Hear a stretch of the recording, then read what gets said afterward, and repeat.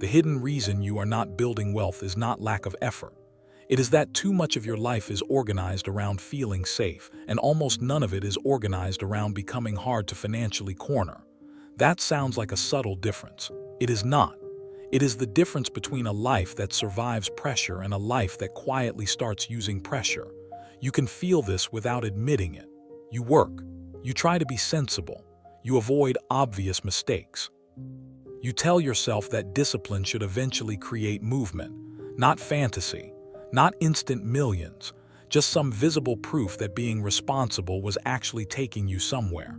But for a lot of people, the longer they live this way, the stranger the result becomes. More effort, more maturity, more restraint, and somehow less leverage.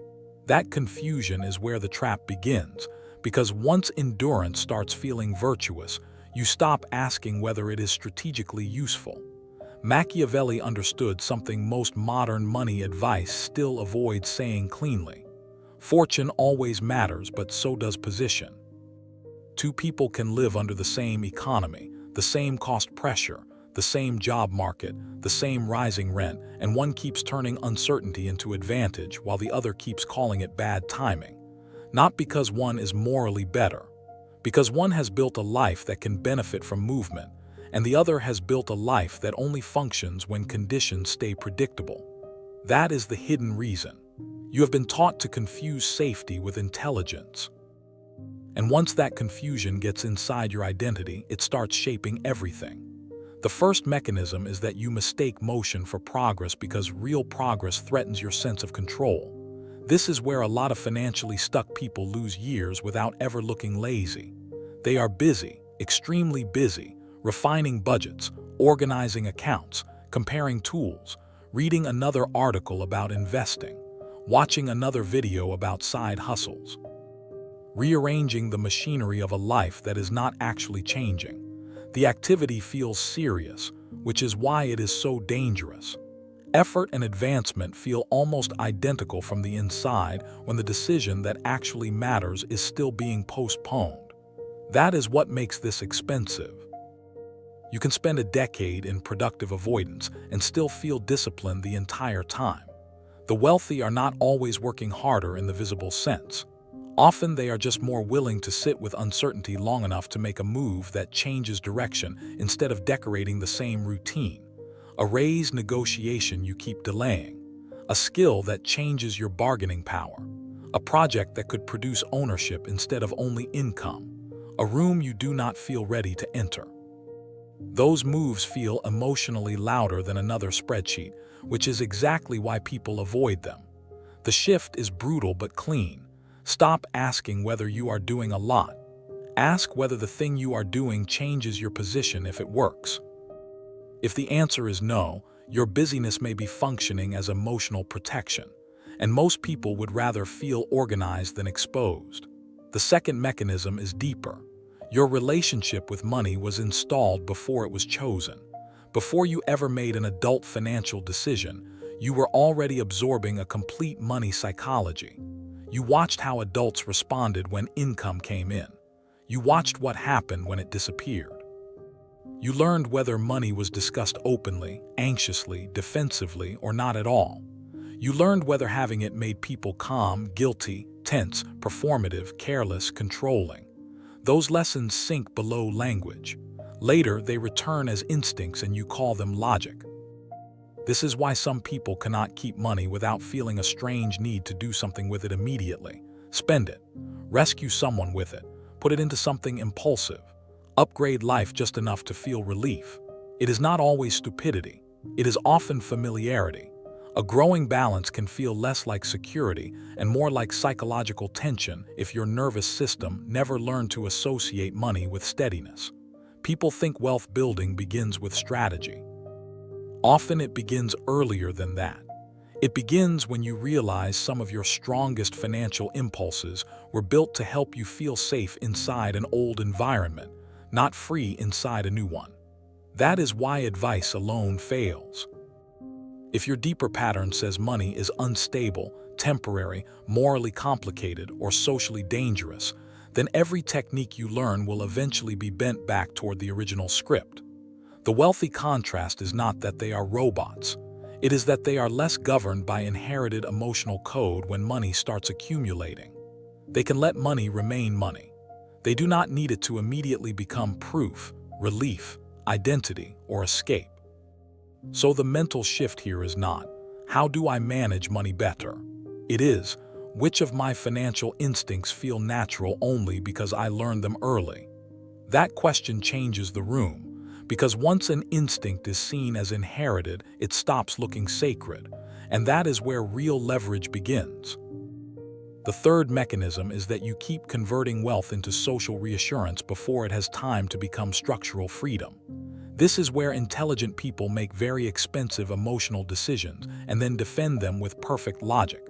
The flat that feels like progress, the car that feels deserved, the clothes that make you feel competent enough to be taken seriously, the dinners, the postcode, the aesthetic, the version of life that tells you things are finally moving.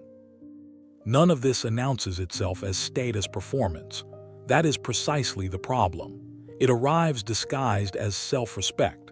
But there is a quiet difference between something that strengthens your position and something that comforts your identity. Most people do not track that difference honestly. They spend from the future to stabilize how the present feels. They buy proof early. They upgrade before the underlying machine is durable. And because the decision often improves mood, confidence, or self-image, it becomes very easy to call it reasonable. Machiavelli wrote that people are easily deceived because necessity makes them want to believe. Modern money works the same way. If you need to feel like your life is advancing, you will find elegant reasons to turn assets into signals. The wealthy are not immune to status.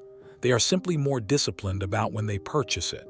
They postpone visible proof because leverage matters more to them than applause, even private applause. Stop here for a moment. Think about the last financial decision you made that actually moved money.